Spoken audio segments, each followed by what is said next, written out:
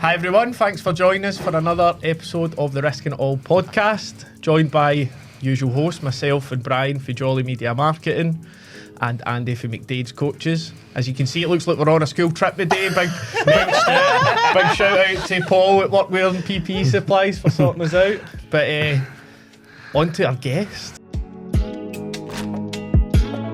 So we're absolutely delighted to be joined by Gemma Paton from Paton Media. Welcome. Our first female on the podcast, Yes. so thank you so much for that. Yes, I'm buzzing. Thank you for having me. No, brilliant to have you on. So Gemma owns a digital marketing business called Paton Media.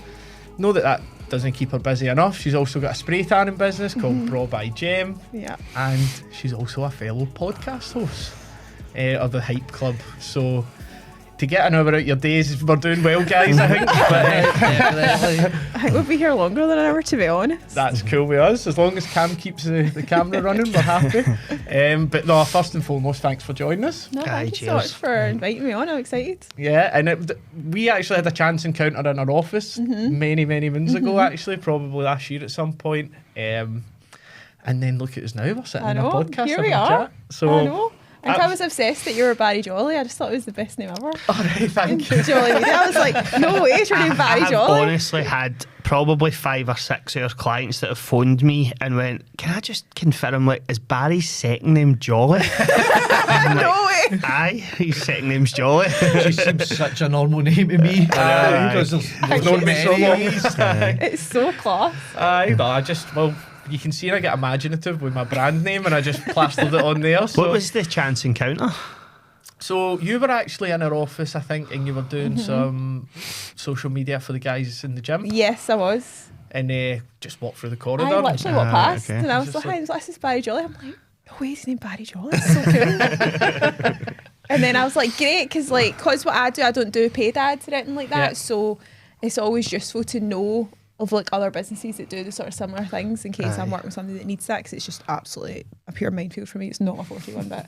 And I think it's important that people would like understand that, because it's such a skill what you guys do. Like, it's not what I do, but people think, oh, you must be doing the same sort of thing, and it's not the case at all. Yeah, and the feeling's mutual by all stretch of imagination, because after some of the stuff I've seen you do, and we'll get into it, I thought, yeah, Gemma's a good contact. We can get her help at some point. But before we get into the social media world, which is obviously going to be a lot that we talk about today, we always like to go back to your early days. My youth. Your youth, young Gemma, we call it. Talk to us a little bit about growing up and what the early years were like for you. So way back, I always wanted to do fashion at uni. So I was in primary 7 and I knew I wanted to do a fashion. We went this like day course and I was like, I'm going to go to Cali and I'm going to do fashion, and that's what I'm going to do. That's my dream. I knew through the whole of school that's what I was going to do. And then didn't even think about anything else. So I did fashion branding at Cali. And that Where are you from? Barhead. Barhead, right, okay. Barhead. Barhead, okay. And I just always wanted to do that. So when I did fashion branding / marketing at uni, but then obviously never fell into the fashion industry because it's solid, but then I had that sort of marketing element. So, I took a gap year after uni, you travel, one of the ones. And came back and was like, oh God, I have no money, I need to get a job, like what am I going to do?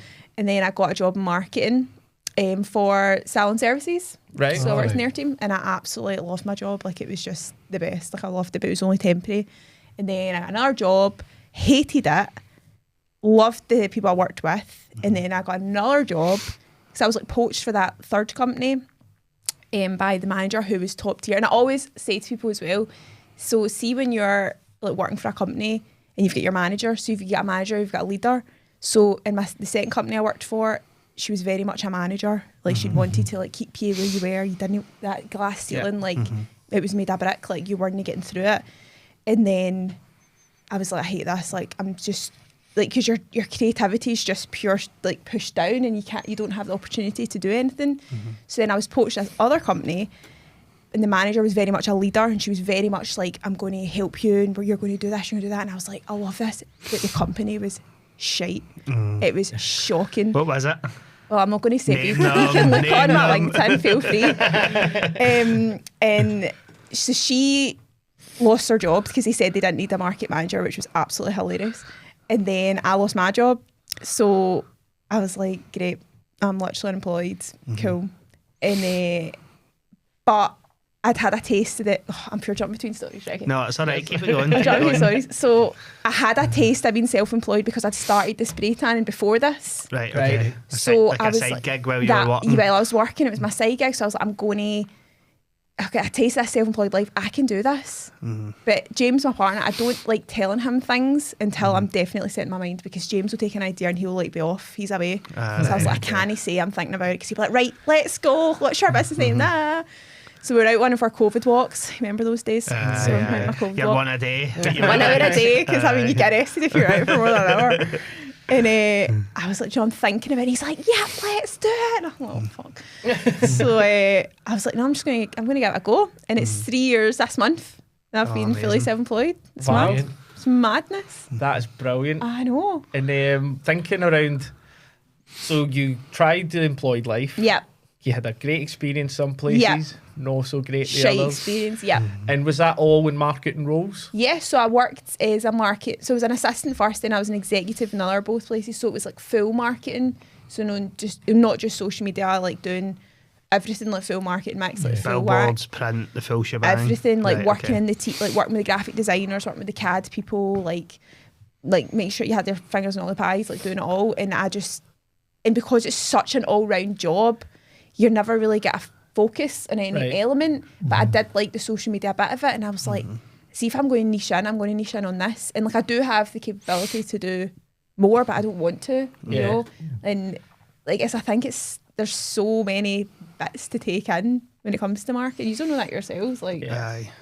And you've just chosen to do the paid ads, but there's so much other bits you could We do. have, but naturally we have social pages as well. Yeah. And like I was sat on Sunday, and like I don't mind admitting we probably, like many business owners, I don't speak for Barry, right, but me, I've been quite bad for, like, I do definitely try and keep my pages alive, but it's very like off the cuff, sporadic. I'm not sitting down planning and executing. I'm just waking up and going, that's a kind of hot topic within our niche. Yeah. I'm going to fire something on it. So I thought, right, I'm going to sit down on Sunday and actually get a content calendar and have a think about each channel. What do I want to post?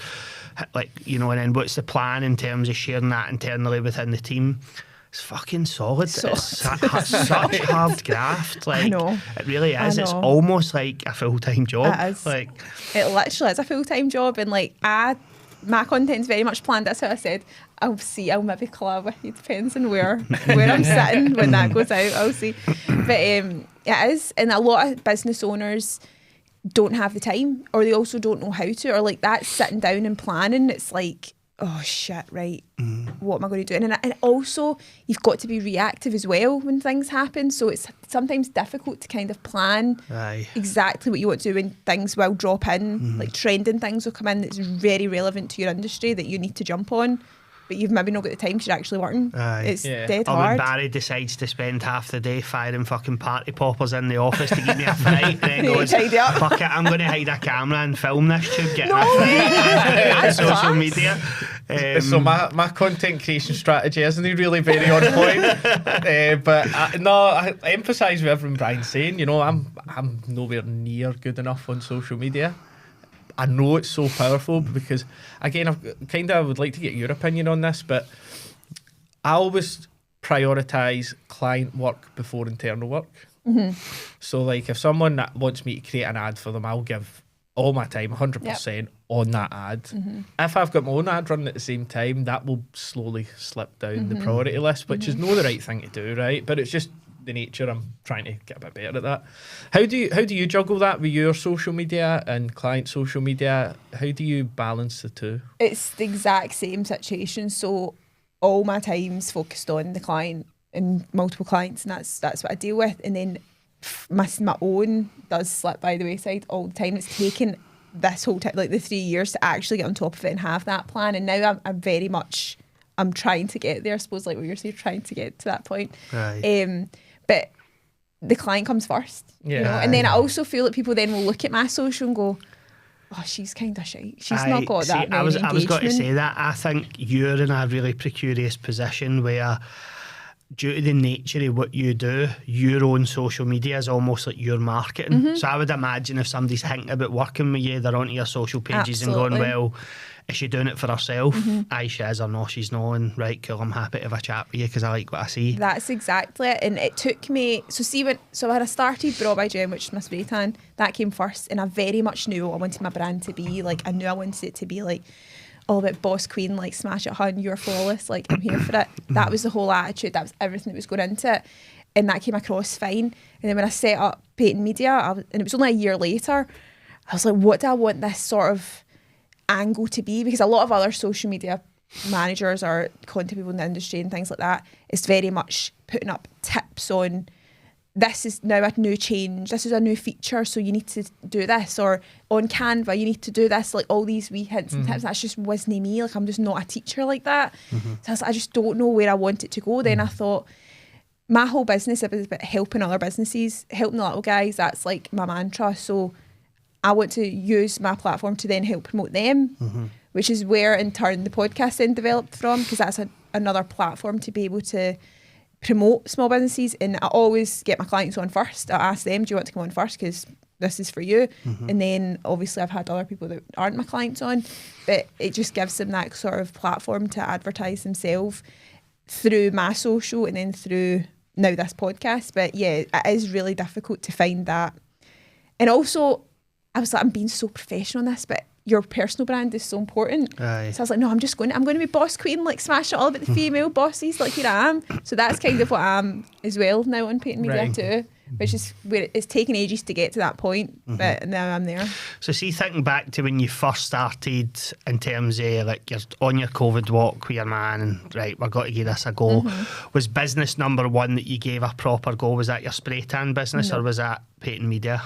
So a spray tan was more, so I started that when I was still employed in the place I got sacked from, and I always wanted. You seem pretty proud of that. Do you know what they said to me? I wrote this in my post recently. They told me when they sacked me I had no skills.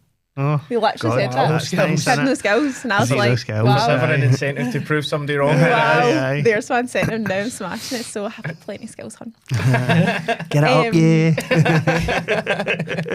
So the spray tan came first. So when I started that, I always wanted, it was so weird, right? Because I always did marketing, not in the beauty industry. Well, I did work selling services but for a bit, but not in the beauty industry. It was nothing I was doing. But I always wanted to do it, and I thought, and it's weird me talking to guys about this because usually be like, what the fuck, spray tans? But it was just to jump in there, I think you might have a potential client with Brian over there, because he's been getting very into his tan. I'm just trying to get the paleness out of my skin, right? Let's move on. I nearly fell off the chair when he walked in the office the other week after going on a few sunbeds. Have you got a picture? I do. I'll share it later. Show me at the end. That's hilarious. Well, if you want a spray tan, Bra by Gemma. Aye.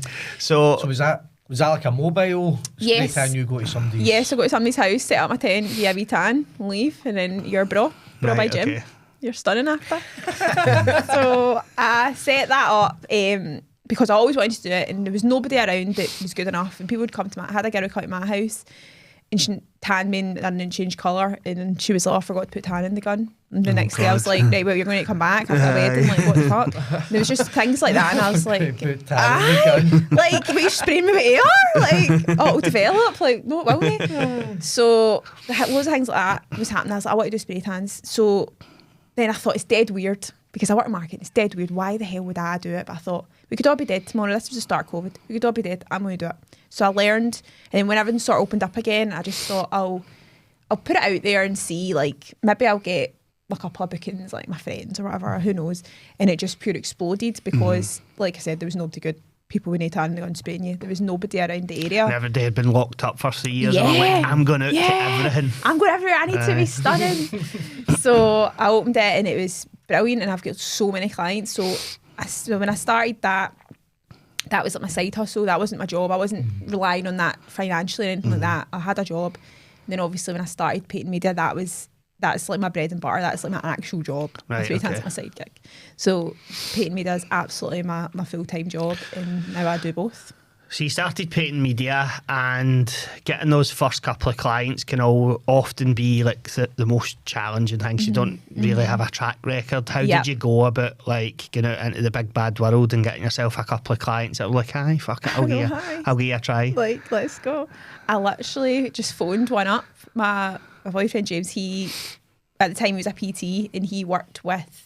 He went to a physio, and the physio was always saying, I really need somebody to do my social. And he was like, just give her a phone. And I was like, I can't. I can't just phone somebody up and be like, do you want me to can I charge you money? And you can just, what? And he's like, just do it. So I did, and I was shitting myself. I remember I was sitting in my mum's office up the stairs, pure. I had a notepad and all that, like a script. I literally had a script. I was like, and she was like, yeah, cool. And I was like, do you want to know more information? She's like, no, cool, crack on. I need it. Brilliant, go for it. And she took a big chance on me. It was actually, her name's Emma, ESP Wellbeing. I still work with her today. She's fantastic at what she does. And so she just took a chance. And then from there, then that helped me create content to build a sort of portfolio. And then I was really lucky at the start. Like I had a lot of people that would recommend me, and even though they hadn't seen that I could do anything, and I was like, great. So I was on LinkedIn, things like that. And at the start I did full social management. That was what I'd done for any client. So that's what you got. But obviously it's sort of similar area. You know that if you've got so many clients, you can't really go take on any more, and it's very time consuming. And it's running, like creating those calendars for multiple people. At one point I had like 6 or 7 full-time clients where I'm running their channels 24/7. And then at like the weekends, or if you went on holiday, like you felt like you had to be on their Instagram, putting a story up. And so is that dealing with their engagement as well? So like comments that come in, you're responding to them, like managing the full piece, managing essentially. the full thing, and it was a lot. So I'd done that and it was fine, but I did feel like it was, like I said, like at the weekends and you're on your phone all the time, and it's not really doable. Like you're not really working like a 9-to-5 job. It's like 24/7, which obviously is the nature of the beast, social media. And then it was about this time last year probably, a client had reached out and said, would you come to me just for the day, just to get me content? And I don't really want you to like post it for me, just would you? And I was like, aye, great idea. So then that's how the content day was born. And obviously a lot of other people do that, but from my business, that was the first sort of step into that for me. So now I've only got a handful of clients I work with full time. I wouldn't take anybody else on, and everybody else is a content day. So with that, any small business owner that's a service business, I don't work with product businesses, that reaches out, we get a day booked in, come to you, get all your content that you want. It's a way edited up for you, provided to you, and you can post it as and when you want. Whenever I'm not engaged in engagement, I'm not posting, I'm not doing anything for that with you. Everything is by yourself, but all the content's for you, and it's so popular because it's a one-off. And like a lot, like for the social management, that's an expense for a lot of businesses. Like they don't really have it, whereas the content is a one-off, and you can book me as and when you want. And it's great for the small business. I think that does sound really appealing, doesn't it? And you'll move me away from my current content strategy of party poppers. But to be fair, like my social media is worse than both of them. It is non-existent, personal and business-wise. So that is something that actually really could. Can I give you a business card? I need a business there card. we go, you've got a client already. Yes. We've established a couple of episodes ago that Andy sleeps in a bed of money, so make sure you show his pants down. A couple of zeros. Add a wee bit of margin on. And see when you go out to do a content day, right? Do you do a high level of planning before it, or do you just kind of go see what's going on, take it from there? No high level of planning. I can't cope with that. I couldn't go just wing it. Not a chance. Like, so I'll have a call with the client just to be like, right, this is the situation. This is what I do. What do you do? Because sometimes it's not suited to them. Right. Their business, it might not be suited to what they need, depending on how their business is set up. And also, like I said, I don't do product businesses. So I'll have a 20-minute, half-an-hour call with them, see the situation. We had a call, sir. Yeah, we did. So like that, just chat through it. And then I'll get a meeting, we'll in real life have a wee coffee, chat through, and we'll plan it like thoroughly, because a lot of the time if you like talking to camera pieces, people can't do that, not a chance, not doing that. I'd rather do like a voiceover, and I want to focus on this new service that I'm offering. So I had a girl last week, and she's got she's just a facialist, and she's got these new machines. She's like, I really want to promote these new machines. I want to get busy with this. And I was like, no problem. So we'll do content focusing on this. We'll talk about this. And then a lot of the time they'll maybe have ideas of what they want. So they'll be like, this is kind of what I'm thinking. So that, cool. And then I'll take it away. We'll plan it all up. So then when we go on that day, it's like wham, bam, bam, done. And it's not like, oh shit, like we forgot this. There's nothing worse than going up the road editing it and being like, oh, should have done that. Like I couldn't. Can I ask, why do you not do product businesses? It's just not my bag. And I feel like with products now, you can't just take a photo of a glass and be like, buy this. There's so much more behind it, and a lot of that leads into a lot of paid ads, I think, for product businesses. And you need to have like a lot of like influencer strategy as well with product businesses, and there's just so many more levels to it because there's everything's saturated. Like, why would you buy this glass over another glass? It's just a glass. But with services, there's a lot more personal brand you can deal with. There's so many different options available with services. It's not just a glass. There's this service, this service, this service. There's so much more content that you could create.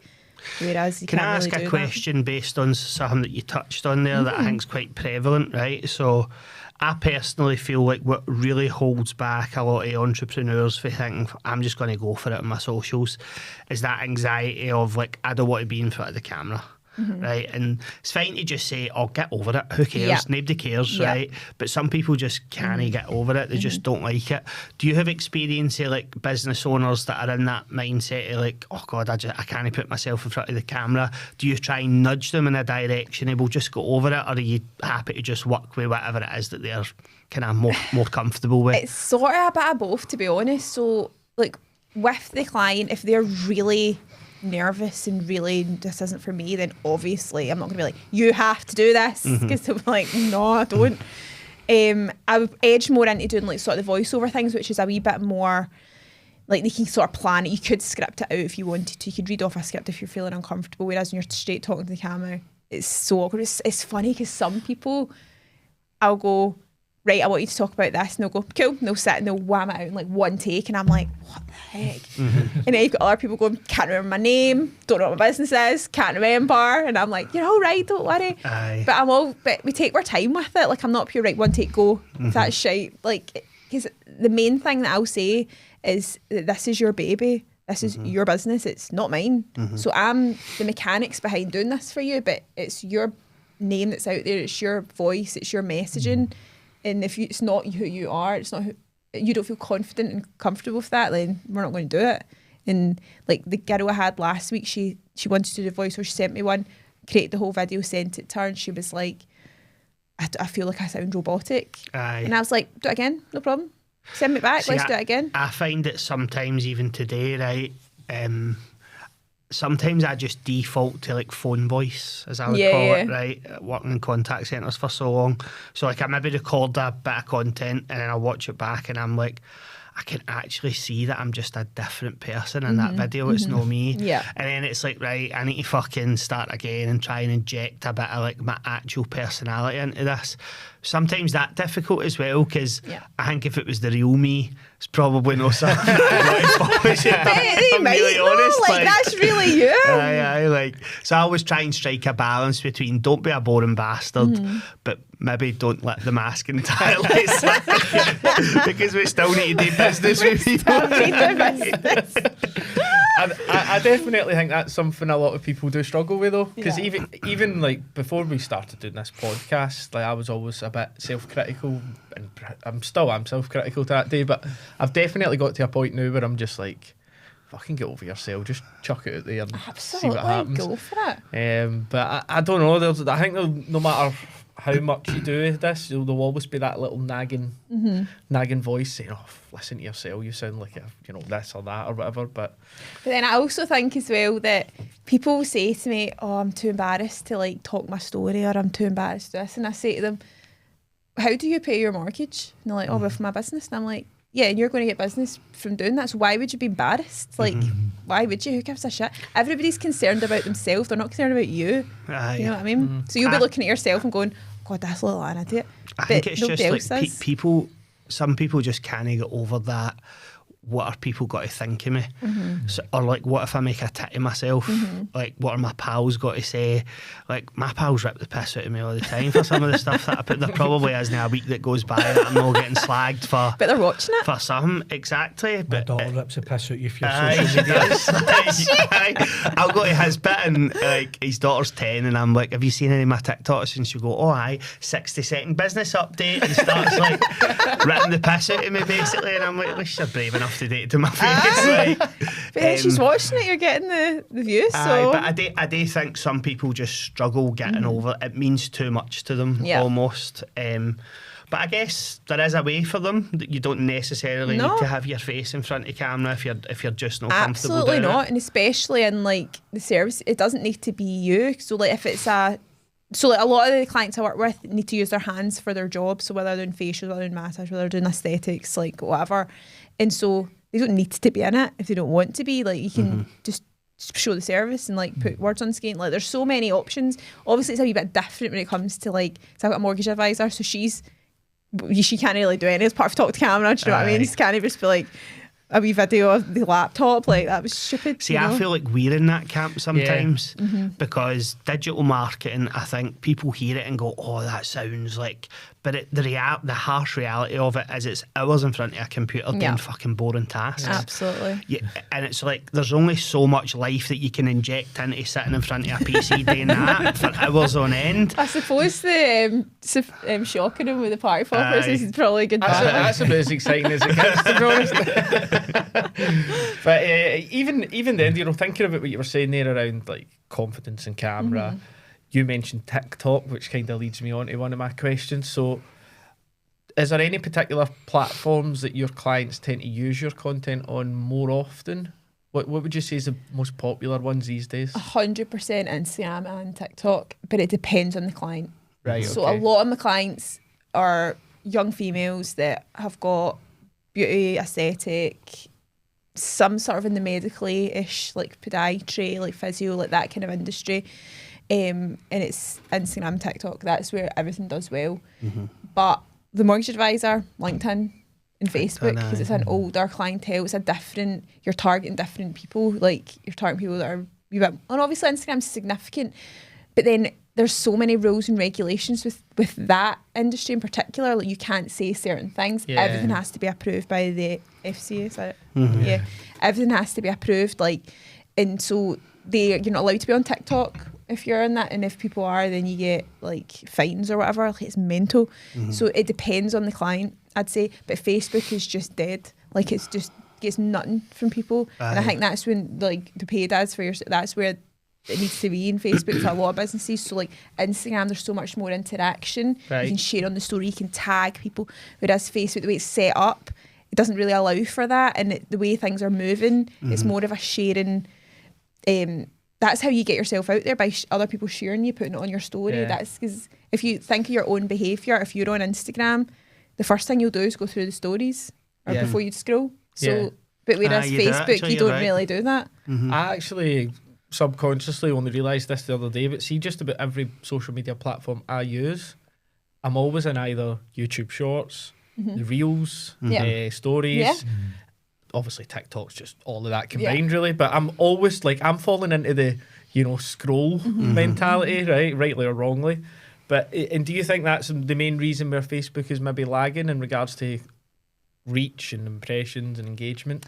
Probably, yeah. I mean, they still have their video feature, Reels, their Reels section, but it's just not the same. Like the way it's set up, it's just, and it doesn't allow you as much. So like with Instagram, for example, so you've got your grid, and like as part of the content, I'll always make sure with the video content, we've got like a cover picture and it will say what it is. So say it's a facial, the new facial available or whatever, we've got that in the front. You can't really do that on Facebook. It's a bit messy, and the post's a bit messy. It's just, I don't like it. And it's also like pure grannies. So like, see when I post something on my Facebook, it's like my auntie, James's auntie, his mom, like that's how you get likes. And then whereas on your Instagram or your TikTok, it's like actual people that are going to use your service are actually going I've to. definitely noticed that because you see more names you don't recognise in the other ones. I think a lot of it is about where is your target audience. So like, whereas we work with a lot of renewables installers, and they're possibly not spending as much time on Instagram for their business anyway. That, you know, LinkedIn's our channel of choice. But although having said that, right, there has been a couple of occasions where I've maybe just had preconceived ideas in my own head that why would they spend time there? And then you maybe do a bit of content on that channel and you get the odd inquiry and think maybe I'm just like TikTok was a perfect example where we're like, right, we need to go on TikTok, but we'll try and grow a different kind of audience for maybe like an educational product that we can sell at one point. And then I thought, okay, I'll give it a go, and started putting some posts out about renewables and lead gen and paid ads, and then got a wee inquiry in and was like, maybe I have just had that in my head that like, why would they be on TikTok? But I'm on TikTok. Everybody's on TikTok. I'm nearly 40. Like, aye, and it's like the Wild West over on TikTok. Like, there's no real rules at the moment. It's quite like free for all, and you don't have to everything really polished. You can just chuck up anything on TikTok because people are. But it's like the consuming generation, isn't it? Like we consume so much. And I had a meeting yesterday with a girl actually, and she's doing, I'm working on her at the end of the month, and she's doing like a course, and it's going to be online, and it's got like a private thing you pay for. And then she's talking about like our social posts, and she was like, yeah, like I can find myself fast forwarding TikToks now that are only like 2 minutes long because I'm like, I'm bored about to get to the end. Like that's mad. That's crazy, how you need to really draw attention so quickly because it's, people are so bored so easy. And I actually had a question about that because we were doing some analysis. This is more for paid ads, so I'd be interested to see about organic content around the duration of videos. And you know, like the ad durations are going lower and lower and lower for kind of attention span and stuff like that. How do you structure like any sort of clipped videos? Is there a desired length or duration? Is there like a way that the first 2 seconds have to be this, or how does it all work? So obviously you're wanting to grab attention, you want to stop like that scrolling, like what's going to stop somebody, and it depends again on the service that we're working with, it depends on the client, but you need to sort of grab somebody's attention really quickly, otherwise they're just going to like scroll past, like don't care, I'm not interested. And in terms of length, I think it depends on what it is you're saying. So a lot of the time short videos do work better in terms of getting you that view and that reach, and then obviously Instagram's like, great, somebody's watched that, put it up because it was 3 seconds and they've watched 3 seconds. Aye. But if you're a business and you're needing to promote something longer, so if you're wanting to talk about a new service you're offering, you're not going to do it in 3 seconds. So it's finding that balance of having that sort of trending stuff, but also you need to get across what you need to get across at the same time. So it's that classic mixture of like short-term content to like grab them into the ecosystem almost, but then having some long-term that when they're going through your profile they can go, oh, what's that? I'll have a wee look at that. That's it. And it's like the sort of the entertaining side and then the educational side, so having a sort of mixture of your content. And it also suggests having like community-driven elements as well, so depending on your service as well, so whether that's like customer reviews, whether that's customer using the service, whatever it might be, so you're having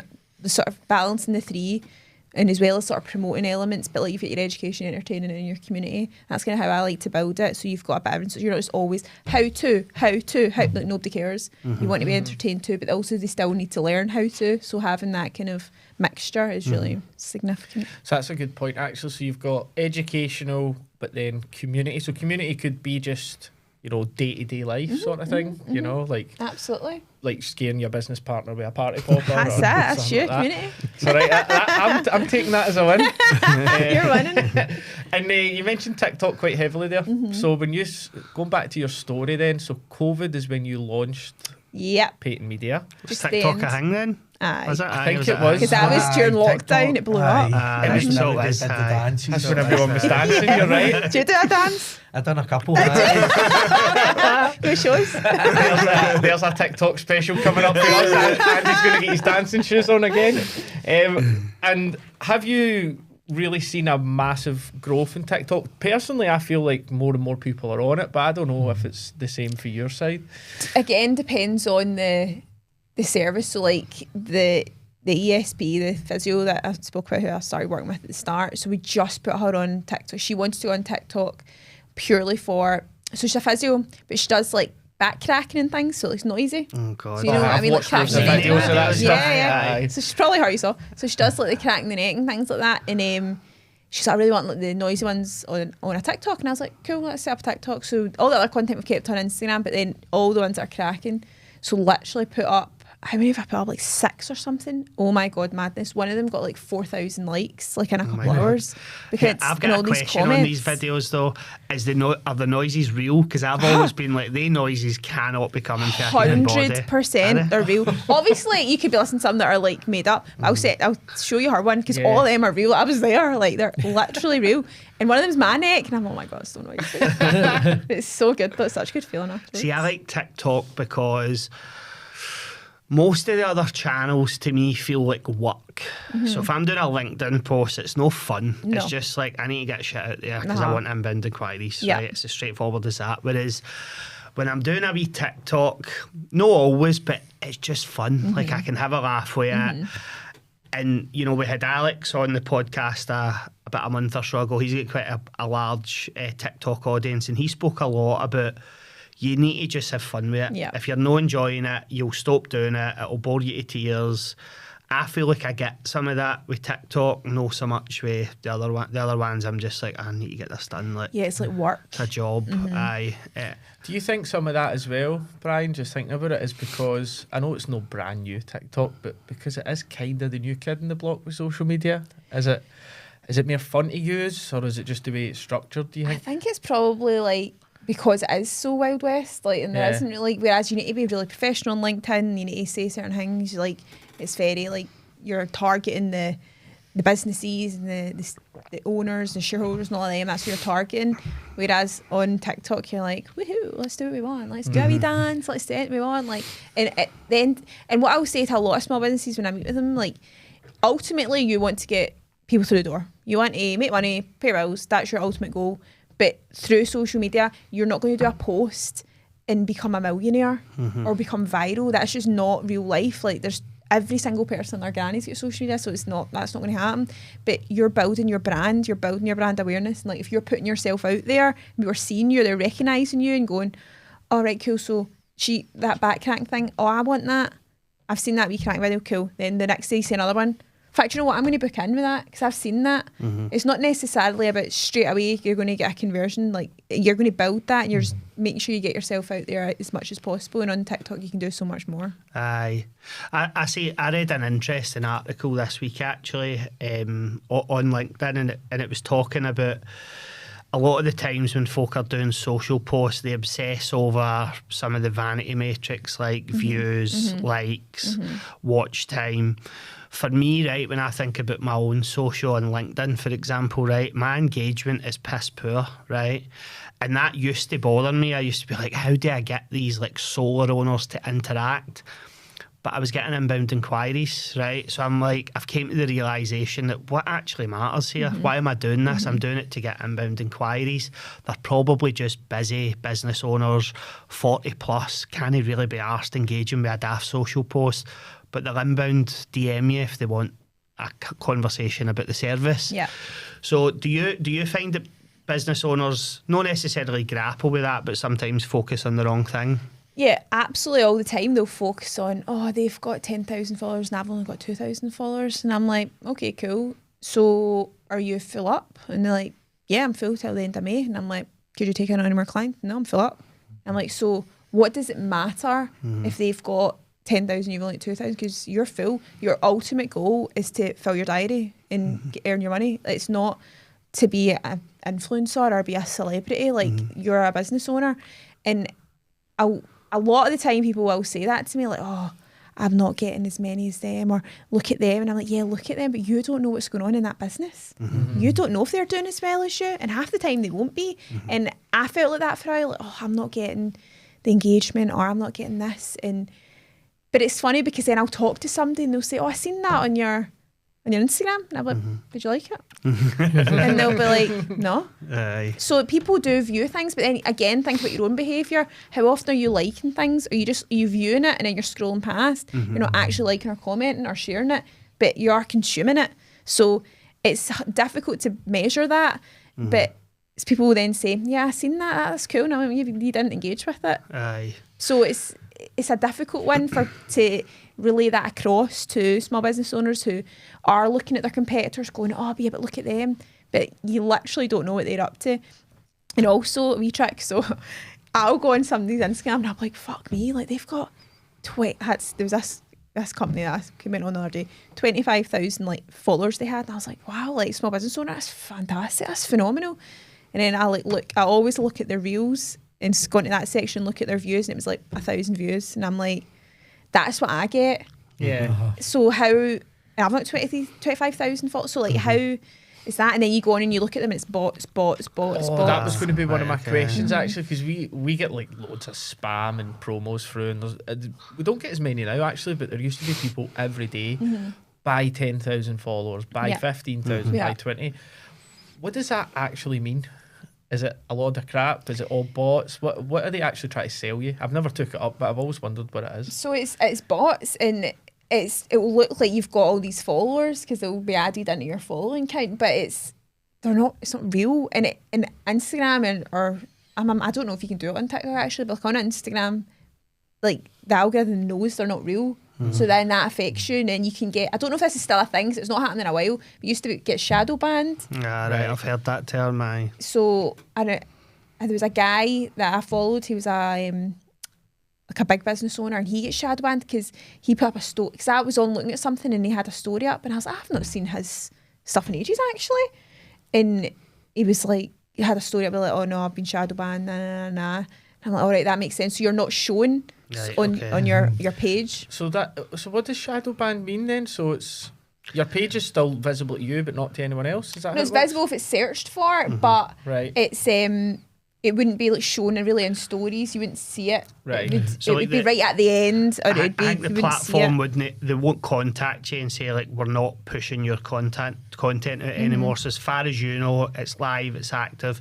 But when you push content out, Gemma won't see it unless she searches for your name. So it's like you're banned without being banned almost. It's your shadow banned. Like, Right. And also, it's so sneaky. And so say it's Gemma Paton, for example. If you typed in Gemma, it would normally come up, but it wouldn't until you type in the whole thing and search it. Right, so it's like, so it's like an exact match as well, that you have to put in the full name. Yeah. And why would you get shadow banned? A lot of the time recently it's been for like things people are talking about, like what's been going on in like Gaza and all of that, and Like political stuff. or in like a lot of it was happening during like the COVID jag and all that. Like I followed a girl who was very vocal about it, and all of a sudden I couldn't see her stuff and she was shadow banned, and I was like, that's shite, like but having a voice. And I was like, no, fuck you, for you being able to say what you want, you're not allowed to do that, we're going to block you. And it's your business, it's getting affected, like get a life. I find that, I mean, it's quite encouraging, to be fair. I've seen loads and loads for Elon Musk, for example, and he's did loads of interviews recently where he's got stick for like letting like hate speech be like surfaced on X or Twitter, and he's always just said, look, part of having a free voice means that you're going to read shit or see shit at times that you really disagree with, but that's cool. Like, just disagree with it. It doesn't mean that we need to take them off the platform. But I guess there is a balance in that. But anyway, that's one for fucking... I know. That's going a bit deep. That's one for another day. So just bringing it back to your own business then. So your content day, is that like your primary service that folk are tapping into, where you'll go out for the day, almost act as a bit of a director, film what you need to film, go away, edit it, you get to the business owner. If I take you up on that offer, like what do I get in the end when all's said and done? Am I getting content that will do me for a week, a month? Do I need to continually be phoning you and saying, get your arse back out, I want you to film more stuff again? Like, so I've got two options. So the first one, it's called like the premium content day. So you get 20 pieces of content, and then the other one's just standard, you get 10. But I do give more than what I sort of advertise. So like when I go there, I get every single thing that's raw, completely unedited, put in a file for you, you get it. Right, okay. And then I don't tend to, so you get 10 posts or 20 posts. So for like the 10 posts or whatever, either of them, I don't tend to say will do graphics or will do photos, because I feel like video is so prevalent and like so relevant, and it's worth it for the person to pay for that. It's like you're there anyway, Aye. isn't it? Like, but I'll get all the wee pictures anyway if I'll snap a wee bit. So then I'll get another folder and all edited images will be in there, and you can use that on your. You can use it as post if you want. You can use it on your story. You can use it on your website and do what you want with it.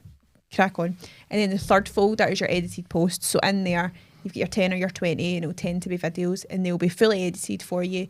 You get your round of changes to make sure everything's, like I said, it's their baby. It's got to be 100% right. And then after that, I'll give it to them so they can use it over. So if you pick the 10, you could do it 10 days in a row, and then that's you. Or you can spread it out. Or a lot of the time I'll say, right, well, it's an expense to have me out all the time. So if you're wanting to make it last, so for example, this facialist girl last week, I said, right, I'll build a wee plan for you. So I'll put, right, video 1 that I'm providing to you here, do that on Monday. On Wednesday, do a before and after of like a client you've already got, you can do that on your own. The third one, use some of the images I've sent you. And post 4, we'll back to a video again, and I'll build that for them so that kind of lasts a wee bit longer. But not everybody wants it. So I've got some clients that are like, right, cool, I want the 10 pieces. I want you to tell me when to put them out, and I'll put them out, and then I won't do anything else until you're back in. And I'm like, cool, that's fine. Whatever it is you want. Like, what do you think is the, in your experience, what's the sweet spot in regards to frequency of posting? Because we've seen 1 a day, we've seen 6 a day. I think nobody knows the answer to that. Yeah. I feel like you're on Instagram, people are like, you need to be posting 5 times a day, or you need to be posting once a week. Like, nobody knows. Literally nobody. I think the main thing is being on, for Instagram in particular, being on your story is critical. Being on that every single day. Don't let it run out. Keep on it, post. Because like I said, if you view your own behaviour, you are likely to view the stories more than you view the posts. Why is that? You're right. I've never thought of that until you pointed that out, but it's absolutely true for me anyway. Yeah. Facebook and Instagram. I'm definitely on the stories first when I open the app up. Is it because it's maybe along the top? Because it's along the top and it flows and it's made interesting and it's scroll engaging. through. Aye. Exactly. So being on your story is, I always say, is so important for any small business owner. And then in terms of posting, I think it's hard because if you're a service business doing facials, for example, you're not thinking about your posts often. You need to promote yourself. You need to be using your social media to get yourself business at the end of the day. But see, if you've been at 9 till 8 at night, constant, you've not had a break, and then you get up the road at 9 o'clock and you're like, fuck, I haven't done a post. Like, it's not really in your head. So that, you need to be posting every single day, or you need to be, I think it depends on your business in terms of how you can cope with it. I don't think there should be that pressure of, you need to because somebody on Instagram told me I should. I find the hardest part of it. So I noticed, right, that when you arrived here today, before we started recording, you sat down, you got your phone out and you took a picture, right? Which is kudos to you. Yeah. I find that to be the biggest challenge. Yeah. So every week I leave this studio, and Cam, who is behind the curtain that makes all the magic happen, I need to email him every single week and say, can you send me a screenshot of today's guest? Because I even forget to take a fucking picture of the guest that we've had in. We all did. So I'm in the zone in my head in terms of right, I want to be doing all this content, and then I get home and I'm like, I've took fuck all today, I've got nothing, and then it's like I'm scrambling, that way. I'm like, right, I need to find something now. I know, it's so hard. I think I say that to clients as well, making sure get it into your mindset somehow. Start just drilling it in everywhere you go. I work with an energy business, and the guys that are out, they go to it's them for hospitality, they go to pubs and they're doing this, and then they'll go to me, I don't know why I post, and I'm like, yeah, but you're somewhere every single day. Take a photo of the sign outside and say, today I was at the Red Line and I helped them do this with their business and I've helped them save this amount of money.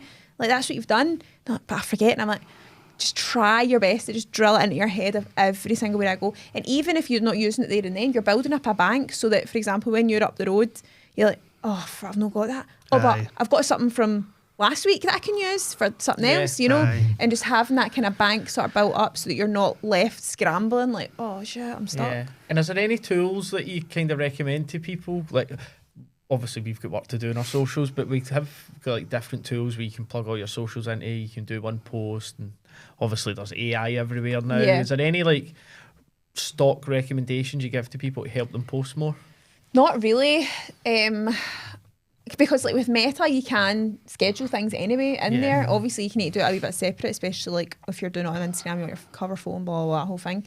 But not really. You can use like Hootsuite and all the scheduling tools, but I feel like sometimes they're a waste of money because you can just do it on Meta. They're quite for free. pricey, aren't they? They're so They're getting dear. pricey. Can I ask a question on repurposing content? So I've seen quite a lot of people saying, get yourself a bank of stuff, and then it's not that you can forget about it and you never need to record new stuff, but I think a lot of business owners in particular seem to fall into that trap of thinking everybody's watching my every move.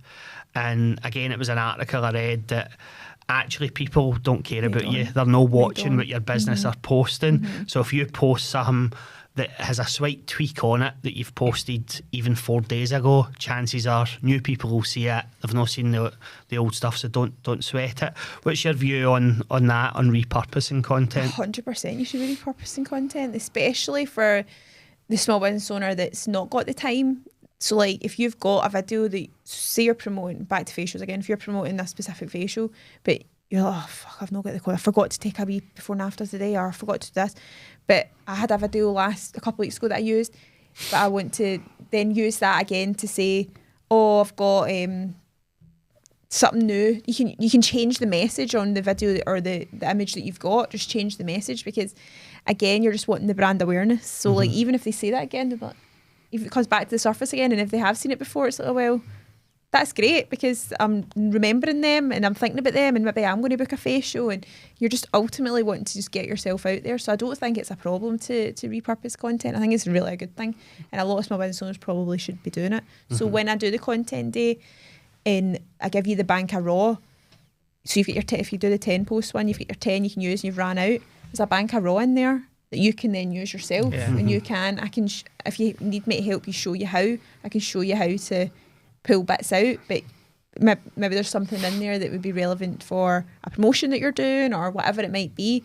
So that's all sitting there, which a lot of people that do the same thing as me don't tend to offer that, because they're like, well, you've only paid for your 10, so that's what you're getting. I'm like, what am I going to do with this? Aye. Here you go. Offers extra footage, it's Crack to on. be used. Aye, 100%. I think it's the nature of, we do it ourselves, it's the nature of a service-based business when you've got a paid client. In your head, you go, right, I need to kind of watch where the boundary is, because they pay me to do X, and, I don't want to end up doing X, Y, and Z, but you do it all the time. And actually, I think we've came to the realisation that it's just like the stickier you can make it, the better it is for you as well. If it's a better service, 100%. You're adding more value. Clients do recognise that, I think. Yeah. Maybe not all, but the majority do recognise that you're probably doing stuff for them that they've not paid you to do. But in the long term, it's worth more because they stick about. Absolutely. And I'm always about adding value, and also like I genuinely care. Like I want all the people I work with to do well, and however I can help do that, whether it's through the content day, whether it's promoting it on my channels, whether it's them coming on as a guest on my podcast, like I'm promoting you and I'm helping you succeed, because we're all just grafting. We're all just want to pay our way and live our life. Like, I'm all about collaboration, not competition. So when I'm working with, when I do the spray tans, I got a girl that she's randomly out of nowhere voice noted me one day. She's like, yeah, I'm setting up spray tans. And I was like, cool, brilliant. So then I booked in with her the other week. And some people would be like, I'm not going to the competition. Like, why would you go there? Like, what? And I did a post about her. And I was like, if MD's in this area, I don't cover this area, crack on. Like, on you go. I'd recommend her, blah, blah, blah. Because like, there's enough pale people to go around. Like, why would I be? Like, do you know what I mean? Well, I you think get it's 2.5 years after Brian's recent. But that is refreshing. We've actually been speaking through this channel, particularly more and more people that are starting to have that same point of view around, collaboration rather than, putting up any fences and stuff. I've got a question for you, right? Go for it. I kind of like to delve into this a little bit, but I'm thinking spray tan and social media, there might be some examples here. Right. What's the most unusual or bizarre project you've had to do in either, for that matter? Have you had any weird ones? Bizarre project in spray tan. What kind of project is spray tan? It could be a person. Spray tan and a dog. I was thinking more around social media. Have you had any filming day requests that you've been like, oh, I don't know about that. That sounds a bit crazy. I've not had any crazy ones where I've been like, oh no, not a chance. But I done a really cool one recently, actually. Like, it's not weird, but it was really cool. So it's a girl, she's a florist, but it's for installations. So like she'll do like salons or restaurants. She does quite a few big restaurants in Glasgow. And she wanted to do something called a flower flash, right? And I was pure, cool, let's do this. So we're up at like 4 or 5 in the morning in the city centre, pitch black, pissing rain. So she's got all these flowers and she was putting them up everywhere. So like, see the guy with the cone in his head? Yeah. So we're climbing up, like I'm holding this ladder. But that's not flat, by the way. It's pure like this. Yeah. I'm like, she's going to die. Like, oh my God. And we're like up Buchanan Street, like in George Square, and she did all these and it ended up on Glasgow Live. That's and then brilliant. it was on the radio, and I was like, that's class. So that's really unique. Like, Really unique, that's really. cool. So the content was really cool, and I always, it's like I touched on earlier, like if it's your baby, it's what you want, it's what your style is. So she was very much, I want like a kind of grungy look. I want to be kind of like the Banksy of like flowers. I don't want people to see my face. Like, so it was all like quite dark, like, and then quite like jumpy, and the music that she wanted was very specific, and it was really cool. But then I go from that to working with mortgage advisor. So I'm very much like, will change, like I'm a social chameleon in that sense, where I'll need to like blend to what the client wants, because everybody wants something different, you know. But that was really cool. That sounds, you need to send us a link to that. I will. That was class. That sounds class. And just thinking about your projects and your clients, so this is, COVID was 2020, wasn't it? So we're now in year 4 for Paton Media. No, because it's 2021 I started it. So this is 3 years. It's my birthday this month. Brilliant. 3 years. And obviously that's some going, you know, considering when you started. Considering I had no skills, like. Oh, yeah. You need to tell us you said that as well. Thinking about that time period where you've worked with so many people, is there any consistent traits you see in people that are just really good in social media? In what way? What do you mean? So, like, is there any particular behaviours they do, or is it the kind of content they do? Is there anyone that you look at that you've worked with over the years that's just smashing it in social media? All my people are smashing it. Like, all of them Excellent are. answer. Like, honestly, like, and I sort of, I don't want to say I pride myself like I sound like a wanker, but like, I'll help in any way I can. So, like, I'll advise and be like, right, I've worked with you. Like, and I wouldn't take offence if they want to go work with someone else, like, because, you know, I've done what I can with you, or you want to do it, go out alone, like, that's the whole point, like, go out alone, brilliant, because I kind of there all the time, you know, and if I can advise them, right, do this, and then you go away and you see that, you're like, fucking brilliant, that's class. I do get you. that, because I think, like, anybody that's willing to invest in their organic social media is somebody that's taking it seriously. Yeah. For the most part, I'm sure there's exceptions, but I would imagine the majority of people that are picking up the phone and saying, Gemma, come out, do 20 pieces of content for me, they're investing in their social media. Why would they fail? Do you know, That's it's like they're taking invest it in that their seriously. business. Like, that's I important. definitely need to take a leaf out of your book, because anytime we lose somebody to another agency, I'm like, you're dead to me. I'm like, You're dead to me. I'm a bit more emotional on that front. Everyone that leaves, I'm, oh my God. But I resonate with what you're saying though, around like my previous career, I was a consultant, and my favourite part of that job was when you told or you gave someone advice and they took it. But the characteristic I always seen with the most successful clients I had in that role was they actually took some sort of action. Yeah. Whereas the people that didn't, they just kind of, they still done all right, some of them, but they just kind of stagnated a little bit. So that's interesting. You can see from afar. Well, not really from afar. You can see on your phone that people are listening and what they're doing. I know, but I feel like a lot of the people I work with are very ambitious people, right? And they don't want to just sit and be stagnant. They want to, like, want their business to work. I've never really said no to anyone. Like, I've always sort of worked with people. There's been instances where I've been like, you're dumped, like, see you later, I'm not going to work with you anymore. Like, all the time. But, you know, I think that the ambition that when I work with these individuals, they're going after it and they're wanting to succeed. And like, I've got a girl I work with, Lucy, she does ASMR massage and it's class. And she's not even a year in her business, she's gone from strength to strength. Now she's offering training and her business is massive now. But that was just from an idea she had. And then I helped her along the way and here she is, like, smashing it. So no, it's class. It's really brilliant. Good. Well, listen, as always, could talk to you all day I night, know. but we've got 5 minutes left. I want to spend a bit of time or give you an opportunity to tell us about what does the future hold for your media business? Are you quite happy with the level that you're at just now?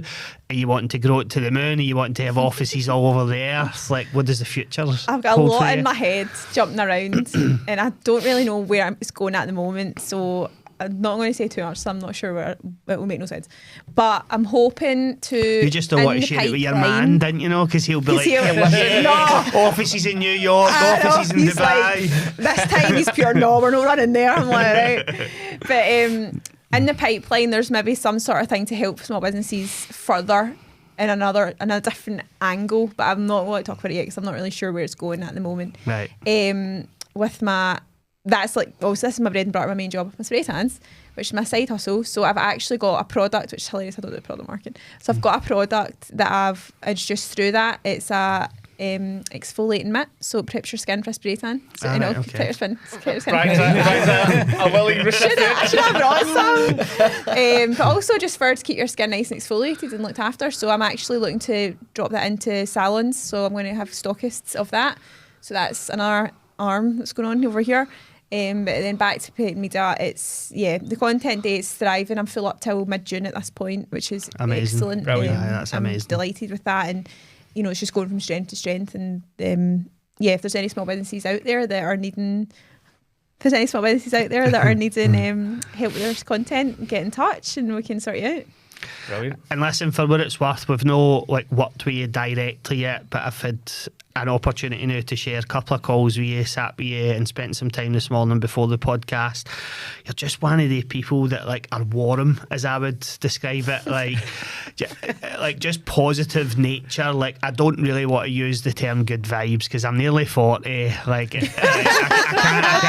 can't really be using terms like that, but it's just enjoyable spending time with you. Thank and you. I think due to the nature of what you do, that's not going to do you any harm. So Yeah, definitely agree on that. And well You're done. so hilarious. Well done in all the stuff you're doing with your own podcast as I well. know, We've not Hype even had- Club, We've Hype not even Club. had time to talk about it. Yes. But get a quick plug. Hype Club, so it's all about promoting the small business, charity or something that deserves a spotlight. It is available on Spotify, and go on my Instagram and you can listen. I've got so many cool small business owners on there, and have a wee listen. Share the hype, guys. Yes.